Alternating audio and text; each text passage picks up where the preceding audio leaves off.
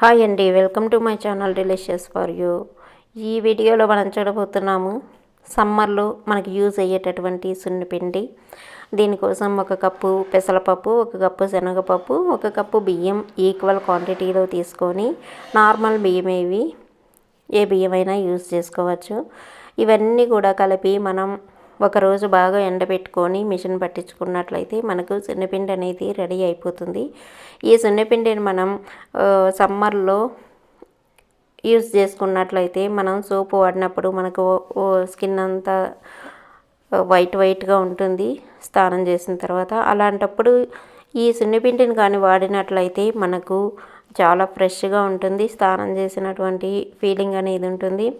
మనకు సమ్మర్లో ఎక్కువగా స్వెట్టింగ్ పడుతుంటుంది కాబట్టి మనం సోపు కన్నా సున్నిపిండిని ప్రిఫర్ చేయడం చాలా బాగుంటుంది. ఈ సున్నిపిండి మెత్తగా గ్రైండ్ చేసుకొని మిషన్ పట్టించుకోండి.